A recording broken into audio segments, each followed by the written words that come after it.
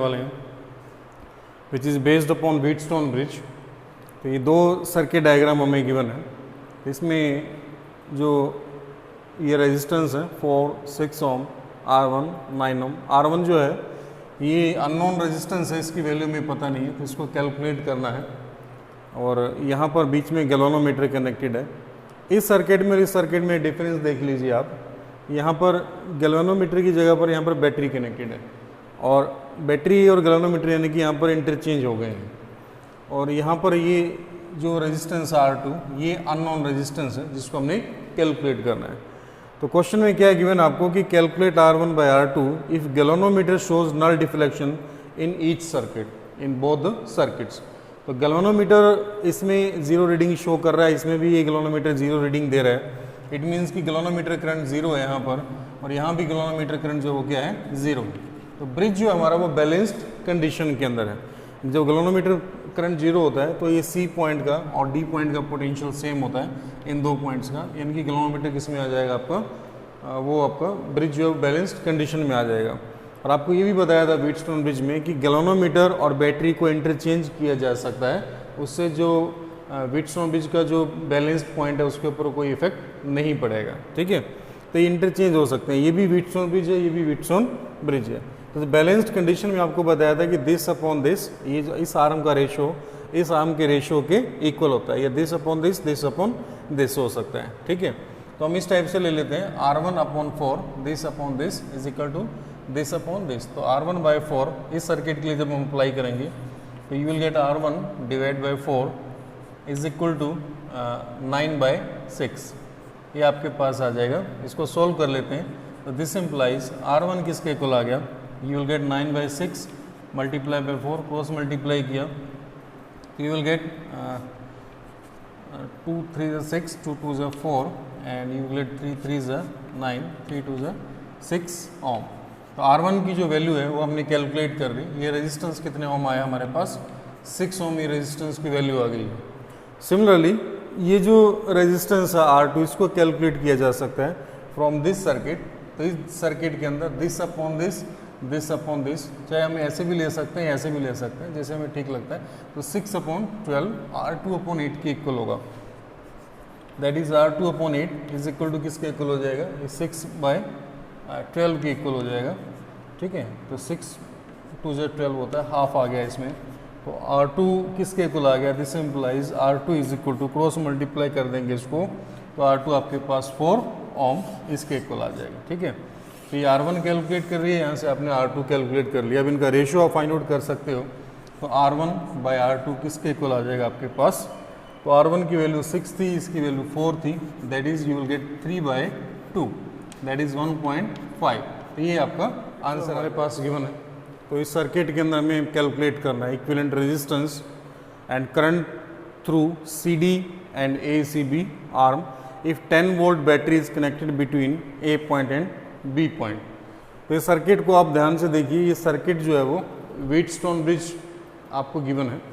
तो Wheatstone bridge कैसे बनेगा, ये अगर हम इस ये जो वायर है, इस B वायर को यहाँ से स्ट्रेच करके इधर लेके जाएं और इस A को यहाँ से स्ट्रेच करके ऐसे बैक साइड में लेके जाएं, तो ये दोनों जो आर्म है, ये R और R, ये इस तरफ को चले जाएंगे और C और D मिडल में आ जाएगा। तो रीअरेंज करें अगर हम इस नेटवर्क को, तो आपके पास इस टाइप से नेटवर्क बनेगा। ये A पॉइंट आएगा, इधर B पॉइंट जिसको मैंने इधर स्ट्रेच किया था, और ये A पॉइंट इसको स्ट्रेच करके मैं इधर ले गया था इस तरफ को, और ये C पॉइंट आपका ऊपर रहेगा और नीचे आपके पास D पॉइंट रहेगा। ठीक है, अब A और C के बीच में R रेजिस्टेंस कनेक्टेड है, A और C के बीच में ये A पॉइंट है आपका, ये C पॉइंट है, ये R रेजिस्टेंस कनेक्टेड है।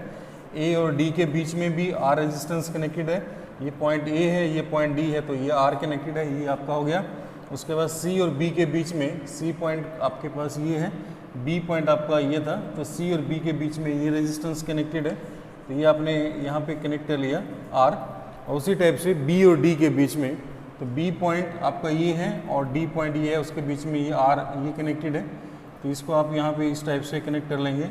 और C पॉइंट और D पॉइंट के बीच में ये R कनेक्टेड है, तो इसको इस टाइप से आप दिखा सकते हैं। तो ये बन गया आपके पास व्हीटस्टोन ब्रिज, जिसमें दिस अपॉन दिस ये आर्म जो है वो रेशो इनका सेम है, और ब्रिज जो है वो आपका वो क्या होगा, बैलेंस्ड कंडीशन में।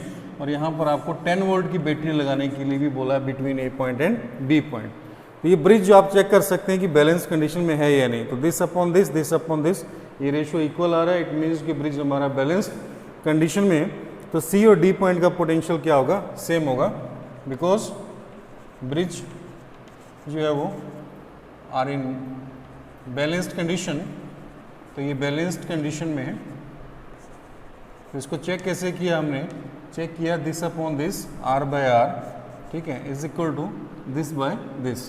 तो ये रेशियो इनका जो आर्म था वो सेम था, तो दैट्स वाई ये हमारे पास क्या था, ये ब्रिज बैलेंस्ड कंडीशन में है। तो सी पॉइंट का और डी पॉइंट का पोटेंशियल सेम है, सी और डी का।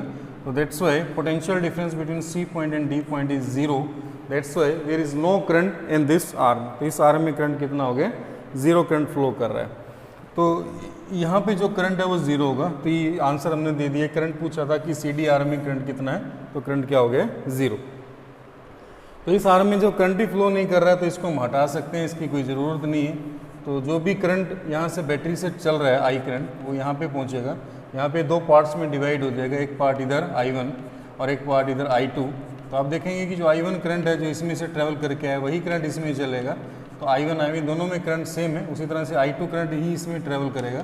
तो इन दोनों में भी करंट सेम होगा। तो ये दोनों रजिस्टर ये सीरीज़ में है और ये दोनों भी आपस में क्या है, सीरीज़ में। फिर वो आपस में क्या हो जाएंगे, पैरेलल के अंदर हो जाएंगे।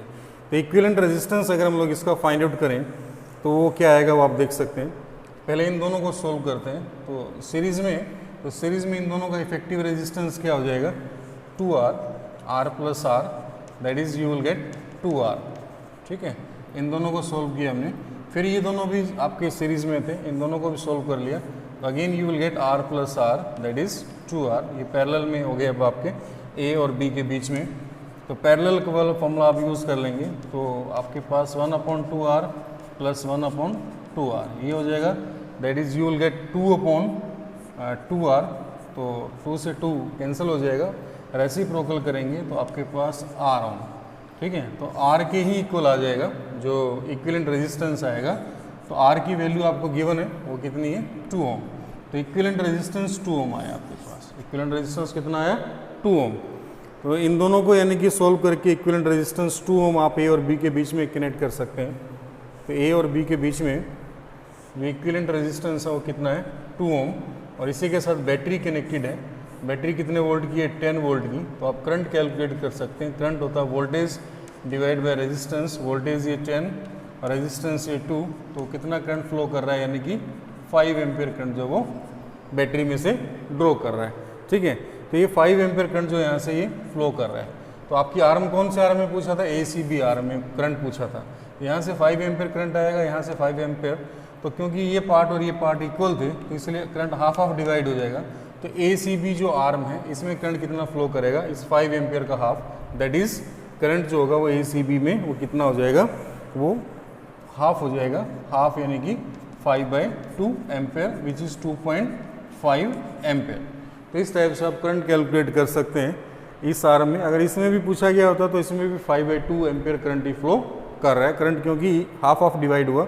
हाफ क्यों डिवाइड हुआ, क्योंकि जितना रेजिस्टेंस इस आर्म में था उतना ही रेजिस्टेंस इस आर्म के अंदर, इस नेटवर्क के अंदर इक्विवेलेंट रेजिस्टेंस आपको फाइंड आउट करना है। तो इसको अगर आप ध्यान से देखें तो ये भी जो है व्हीटस्टोन ब्रिज बन रहा है। तो व्हीटस्टोन ब्रिज कैसे बन रहा है, इस नेटवर्क को अगर हम रीअरेंज करें तो आप व्हीटस्टोन ब्रिज इसका बना सकते हैं।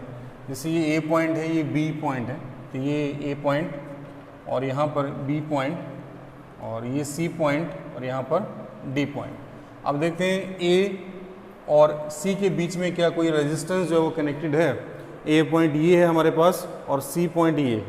तो A और C के बीच में ये रेजिस्टेंस कनेक्टेड है R। तो ये कनेक्ट कर दिया आपने A और C के बीच में R। फिर आप देखिए A और D में, A पॉइंट और D पॉइंट के बीच में, तो A पॉइंट ये रहा आपका, D पॉइंट ये रहा। तो A और D के बीच में ये रेजिस्टेंस जा रहा है R। A और D के बीच में जो रेजिस्टेंस कनेक्टेड है उसको आप ऐसे शो करेंगे R। फिर आप देखेंगे C और B के बीच में या B और C के बीच में, पॉइंट B ये रहा और C पॉइंट आपका ये रहा। तो B और C के बीच में डायरेक्ट ये वाला रेजिस्टेंस कनेक्टेड है, इसलिए आप इसको इस टाइप से ड्रॉ कर देंगे यहाँ पे, ये R। फिर बी और डी के बीच में, तो बी पॉइंट ये रहा आपका और डी ये रहा, तो इसके बीच में ये आर ये कनेक्टेड है।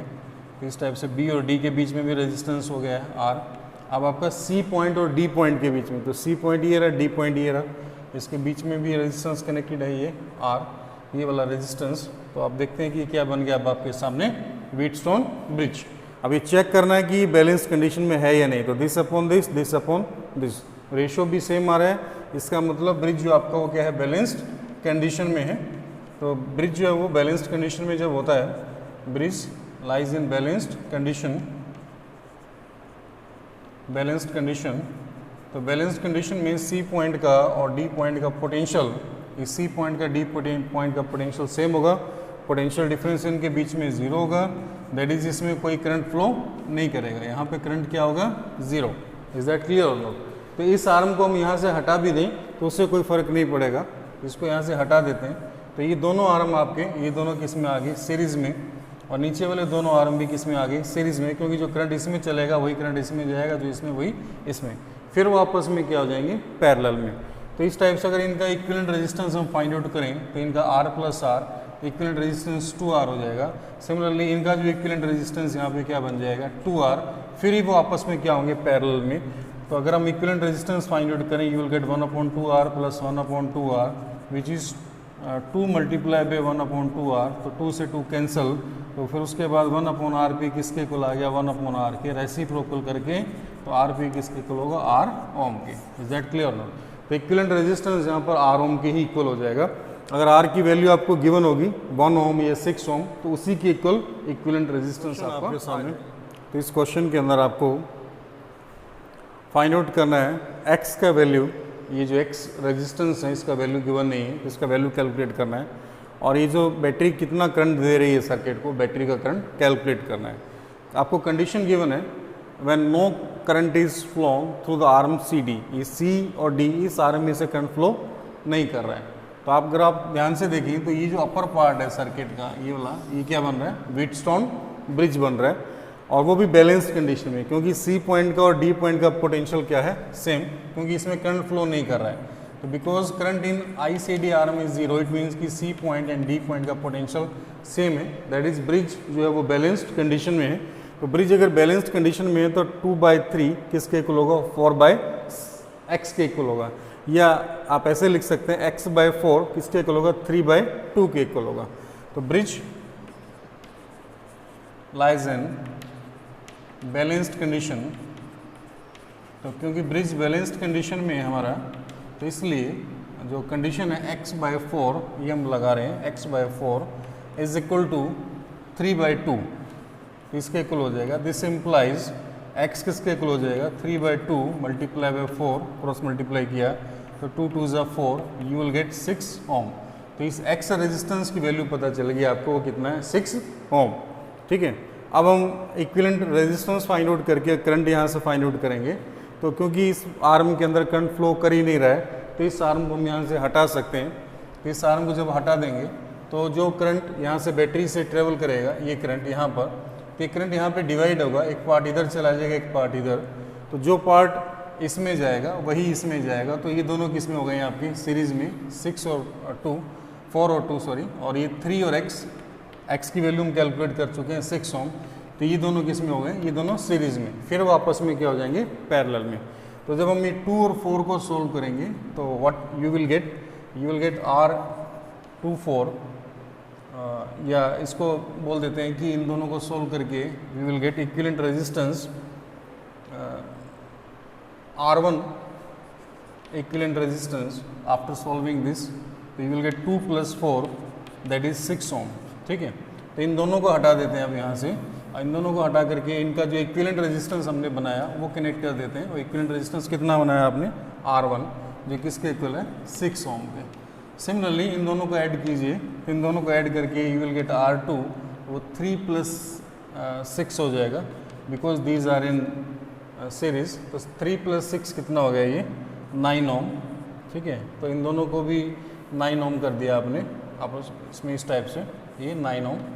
अब आप 9 और 6 ये दोनों किस में हैं, पैरेलल के अंदर है। तो इनको सोल्व करेंगे तो फॉर्मूला पैरेलल वाला यूज़ करेंगे, 1/RP = 1/3 6 एंड प्लस 1/9, तो यहाँ पर एलसीएम जो है वो 18 आ जाएगा, तो that is 3 plus 2 which is 5/18। तो आरपी की जो वैल्यू वो कितनी हो जाएगी 18/5, 18/5 ये आ जाएगा आपके पास। इसको सॉल्व करते हैं फर्दर, तो यू विल गेट 3.6 ओम, ये इक्विवेलेंट इनका आ जाएगा। ये जो पैरेलल में जो था इनको हमने सॉल्व किया, तो इसको भी हटा करके हम एक सिंगल यहाँ पर कनेक्ट कर सकते हैं रेजिस्टेंस, और कितना जो अभी मैंने फाइंड आउट किया पैरेलल का, ये 3.6 ओम। अब आप देख सकते हैं कि अल्टीमेटली सर्किट में दो ही रेजिस्टेंस बचे हैं, एक 2.4 और एक 3.6, और ये दोनों किस में करंट ऐसा फ्लो कर रहा है, करंट सेम फ्लो कर रहा है इनमें, तो दोनों सीरीज में। तो इक्विवेलेंट रेजिस्टेंस अगर आप कैलकुलेट करेंगे यहाँ पर, तो इक्विवेलेंट रेजिस्टेंस किसके इक्वल आएगा वो आप देख सकते हैं। तो equivalent resistance because both are in series, तो यू विल गेट 2.4 प्लस 3.6, तो ultimately you will get 6 ohm equivalent resistance आपको इसमें आ जाएगा। ठीक है, तो 6 ओम इक्विवेलेंट रेजिस्टेंस आ गया, तो करंट कितना ड्रॉ होगा। अब आप इसको भी हटा दीजिए, इसको भी हटा दीजिए, और एक सिंगल लगाइए यहाँ पे, कितना 6 ओम का, तो बैटरी कितना करंट देगा। करंट होता है voltage divide by effective resistance, voltage 6 है, इक्विवेलेंट रेजिस्टेंस भी 6 है, तो 1 एम्पियर करंट जो है वो बैटरी से ड्रॉ किया जा रहा है।